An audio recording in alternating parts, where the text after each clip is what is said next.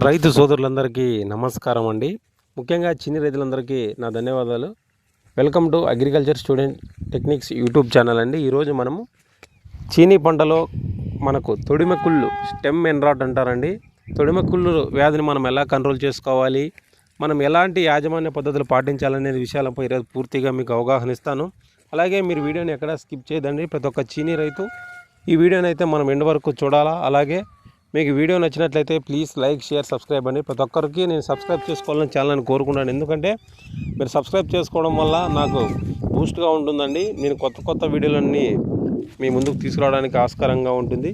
అలాగే ప్రస్తుతం మన రాయలసీమ ప్రాంతాల్లో కానీ, అలాగే మనం సత్యసాయి జిల్లాలో కానీ తొడిమెక్కుళ్ళు అంటే చీనికాయలు కటింగ్ స్టేజ్లోకి వచ్చినప్పుడు ఈ తొడిమెక్కుళ్ళు ఉధృతి అనేది ఎక్కువగా ఉంది. ఈ ఉధృతి అనేది ఎలా వస్తుంది అనే విషయాలు పూర్తిగా చెప్తాను. అలాగే ఎటువంటి మందులు స్ప్రే చేసుకోవాలా, అలాగే ఉన్నా లేకపోయినా ఎటువంటి మందులు స్ప్రే చేసుకోవాలనేది కూడా పూర్తిగా చెప్తాను. మీరు వీడియోని ఎక్కడా స్కిప్ చేయొద్దు. అలాగే మీకు వీడియో నచ్చినట్లయితే దయచేసి అందరినీ అడుగుతున్నానండి, ప్లీజ్ లైక్, షేర్, సబ్స్క్రైబ్ అండి. ఓకే, మెయిన్ టాపిక్లోకి వెళ్ళిపోదాం. తొడిమెక్కుళ్ళు దీన్నే స్టెమ్ ఎన్రాట్ అంటారండి. ఈ స్టెమ్ ఎన్రాట్ అనేది లసిడోప్లోడియా థియోబ్రోమ్ అనే ఫంగస్ వల్ల ఇది మనకు వస్తుందండి. ఇది ముందుగా కాయలు మనకు గుత్తులు కాసింటాయి కదండి. ముందుగా మన కాయలు గుత్తులుగా కాసిన దాని తర్వాత ఇది చివర కొమ్మలు ఎండుకుంటూ వస్తాయండి ఈ గుత్తులు కాసిన కాయల దగ్గర. ఓకే, ఈ తెగులు మనకు కొమ్మ నుంచి మనకు కాయ తొడిమ ఉంటుంది కదండి. కాయ తొడిమ దగ్గర పోయేసి అది కాయ మీద కూడా కొద్దిగా డ్యామేజ్ చేస్తుంది. అందుకే కాయ మనకు తొడిమితా చూస్తే మనకు ఎక్కువగా బ్రౌన్ కలర్లో, ఎల్లో కలర్గా మారిపోతుంది ఫస్ట్ కాయ. తర్వాత పైన మనకు బ్రౌన్ కలర్లోకి మారిపోయి కాయ ఎండుతూ వస్తుందండి. దీన్నే మన తొడిముక్కులు అంటారు. ఈ తొడిముక్కులు అనేది మనకు ప్రస్తుతం రాయలసీమ ప్రాంతాల్లో కాయ కటింగ్ స్టేజ్లో వచ్చిందండి ఈ తొడిముక్కులు. దీనికి చాలామంది రైతులు కూడా చాలా ఆందోళన అవుతున్నారు. అవునండి, ఈ తొడిముక్కులు రావడం వల్ల కాయలు కూడా మనకు పసుపు రంగులోకి మారిపోయి, అలాగే కాయ మనకు ఎండిపోవడానికి గోధుమ రంగులోకి మారిపోయి కాయ ఎండిపోయి రాలిపోవడం జరుగుతుందండి. కావున దీనికి మనం ఎటువంటి జాగ్రత్తలు వహించాలి అనేది కూడా మనం పూర్తిగా చెప్తాము. ఇంకోటండి, ఈ తొడిమెక్కులు వ్యాధి అనేది మనకు కాయలు కటింగ్ స్టేజ్కి వచ్చిన కాయల్లోనే ఇది ముఖ్యంగా కనపడుతుంది.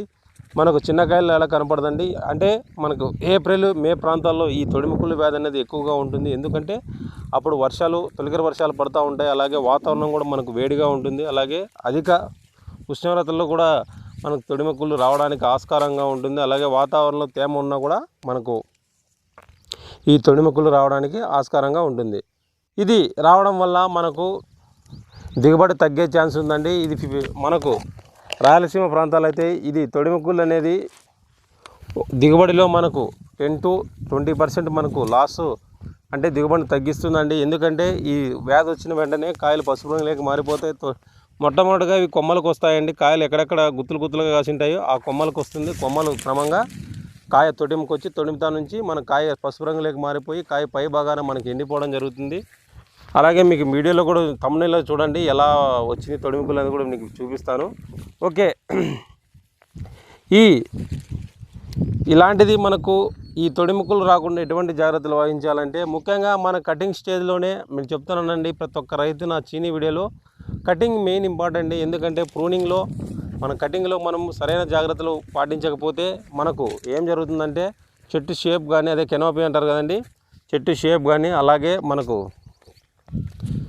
వివిధ రకాల వ్యాధులు, సన్లైట్, అలాగే గాలి దూరే విధంగా ఉండాలండి చెట్టులోకి. ఎందుకంటే గాలి, సన్లైట్ అంతా బాగా మనకు చెట్టులో పడే విధంగా చూసుకోవాలి. అందుకే కటింగ్ స్టేజ్లో ఈ తొడిమెక్కులు అనేది మనకు ఎండుపులు లేకోకుండా ఆ కటింగ్ చేసిన వెంటనే మనము బ్లైటాక్స్, ప్లాంటోమైసిన్ యాంటీబయాటిక్ కాంబినేషన్తో కలిపి స్ప్రే చేసేసి ఎండుపుల్లలు ఎక్కడున్నాయో ఎండుపుల్లని కొమ్మలు కూడా కొద్దిగా పచ్చిగొండ దాకా కట్ చేసుకోవాలండి. ఎండిన కొమ్మలు ఎండి దాకా కట్ చేయకూడదు. కొద్దిగా పచ్చిగొండ ఒక జానడ కానీ బెత్తురు కానీ మనము లోపలికి ఇట్లా పచ్చి కొమ్మలనే మనము కట్ చేసుకోవాలా.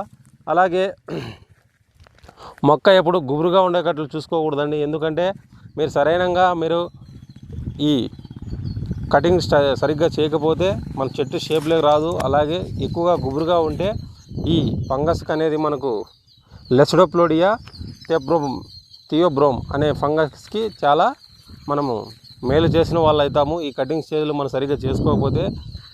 ఓకే సార్, ఇప్పుడు మెయిన్ దీనికి వాతావరణం వచ్చి మనకు ఎక్కువగా వేడి ఉంటుందండి. అప్పుడు మనకు ఎక్కువగా ఇది వచ్చేది ఏప్రిల్ మే మనకు ఇది ఎక్కువగా వస్తుందండి. మనకు తొడిమికులు వ్యాధి అనేది citrus stem rot end rot అంటారు. ఓకే, దీనికి అధిక వర్షాలు అలాగే మనకు ఎక్కువ వేడి అనేది మనకు ఈ వ్యాధి అనేది ఉధృతి ఎక్కువగా కనపడుతుంది ఈ వాతావరణ పరిస్థితుల్లో. అందుకే చాలామంది రైతులు పాపం కాయలు కటింగ్ స్టేజ్కి వచ్చి ఉంటాయి, కొన్ని రోజులు ఇంకా చెట్ల మీద నిలబడాలి, ఎందుకంటే మన రేటు వచ్చినప్పుడు అమ్ముకోవాలని చేత రైతులకు ఆశ ఉంటుంది. కానీ ఈ తొడిమికులు రావడం వల్ల మనకు రైతులు కూడా ఆశాజనకంగా మారిపోతున్నారు. ఎందుకంటే పాపం వాళ్ళకి తొడిమికులు రావడం సరైన ప్రాపర్గా గైడెన్స్ లేకపోవడం, అలాగే ప్రాపర్గా ప్రూనింగ్ చేయకపోవడం, కాయలు కటింగ్ స్టేజ్లోకి వచ్చేళ్ళకి ఇలా తొడిమికులు వచ్చి కాయలు రాలిపోవడం వల్ల చాలామంది తక్కువ రేటుకే అమ్ముకున్నారు. నేను చూసిన మన రైతుల్లో చాలా బాధిస్తుందండి. కావున ఎటువంటి జాగ్రత్తలు వహించాలా, ముఖ్యంగా ఈ తొడిమికులు అనేది మనకు స్టార్టింగ్ స్టేజ్లోనే కొమ్మ ఎండుపులు పడేటప్పుడు కొమ్మ పచ్చిగా ఉండేదాకా కట్ చేసి బ్లైటాక్స్ స్ప్రే చేసుకోవాలా. అలాగే ఎక్కడైనా మన కొమ్మలు కట్ చేసిన కొమ్మలు మనం దూరంగా పారవేయాలి లేదా కాల్చివేయడం జరగాలండి. ఎందుకంటే దాంట్లో ఫంగస్ అనేది మనకు అలానే బ్రతికే ఉంటుంది. మీరు ఈ ఫంగస్ అనేది మనం కాల్చుకోకుండా ఒక తాకు కుప్ప పెట్టేసి కటింగ్ చేసిన కొమ్మలన్నింటినీ మనము ప్రూనింగ్ అయిపోయిన తర్వాత కాల్చివేయాలి, ఎండబెట్టేసి, లేకుంటే దూరంగా పడవేయాలి. ఓకే సార్, కొంతమంది ఏం చేస్తారు సార్, మేము ప్రతి స్ప్రేయింగ్లోనూ బావిస్టన్ కలుపుతున్నాము, రోకో కలుపుతున్నాము, ఇది ఫంగస్ కదా దీనివల్ల నశిస్తుందండి. ఈ ఫంగిసైడ్లో కూడా కొన్ని రకాలు ఉన్నాయండి. ఎప్పుడైనా సరే మనం రోకో, కార్బండిజము, శాఫు, రోకో, టైఫినోడ్, మిథేలు ఇలాంటి స్ప్రే చేస్తున్నాం. కానీ జోల్ గ్రూప్ కానీ బిన్ గ్రూప్ కానీ మనం అసలు స్ప్రే చేయలేదండి. అంటే అజాస్టోస్ట్రోబిన్ కానీ ట్రైఫ్లాస్ట్రోబిన్ కానీ డెఫెకనోజోల్ కానీ టుబెకనోజోల్ కానీ ఇలాంటివి జోల్ గ్రూపు బిన్ గ్రూపు మనం కంపల్సరీ స్ప్రే చేసుకోవాలి. ఎందుకంటే ఇవి మనకు మొండి వ్యాధులైనా మనకు తొడిమికుల్లో కూడా మనకు పూర్తిగా 100% మనకు కంట్రోల్ చేయడానికి ఆస్కారంగా ఉంటుంది. అందుకే జోల్ గ్రూపు బిన్ గ్రూప్ అనేది ప్రతి ఒక్కరూ స్ప్రే చేసుకోవాలంటే అజాస్టోస్ట్రోబిన్ కానీ డెఫెకనోజోల్ కానీ టొబికనోజోల్ కానీ ట్రైఫ్లాస్ట్రోబిన్ కానీ ఇలాంటి ఎన్నో జోల్ గ్రూప్ కానీ బిన్ గ్రూప్లు మందులు మనం స్ప్రే చేసుకోవాలా. టెక్నికల్ అయితే ఓకే సార్, మీరు చెప్పిన టెక్నికల్స్ ఏ మందుల్లో ఉంటాయో మీకు చెప్తానండి. ఓకే, ముఖ్యంగా మనకు టిబెకనోజోల్ క్యాప్టాన్ మనకు ఎఫ్ఎంసి కంపెనీ వాళ్ళది సెంచారస్ దొరుకుతుందండి, దాన్ని స్ప్రే చేసుకోవచ్చు. అలాగే మనకు ఎకర్బో బేర్ కంపెనీ ఎకర్బో దొరుకుతుందండి, దాంట్లో మనకు ట్రైఫ్లాస్ట్రోబిన్ ఉంటుంది కాబట్టి అది దానివల్ల కూడా మనకు పూర్తిగా మనకు కంట్రోల్ అవ్వడానికి ఆస్కారంగా ఉంటుంది. అలాగే మనకు Amistar top Syngenta azoxystrobin plus difenoconazole Amistar top వల్ల కూడా మనకు ఈ తొడిమికులు అనేది మనం పూర్తిగా కంట్రోల్ చేసుకోవచ్చు. అలాగే మనకు అలైట్ వల్ల కూడా మనకు పూర్తిగా కంట్రోల్ అవుతుంది. అలాగే మనం కస్టోడియా మనకు బూడిదకి మందు కొడతారు కదండి, కస్టోడియాలో కూడా అజాస్టోస్ట్రోబిన్ ప్లస్ టుబెకనోజోల్ ఉంటుంది. దీన్ని కూడా మనం స్ప్రే చేసుకున్నా కూడా మనకి తొడిమికులు రాకోకుండా పూర్తిగా నివారించుకోవచ్చు. అలాగే మనకు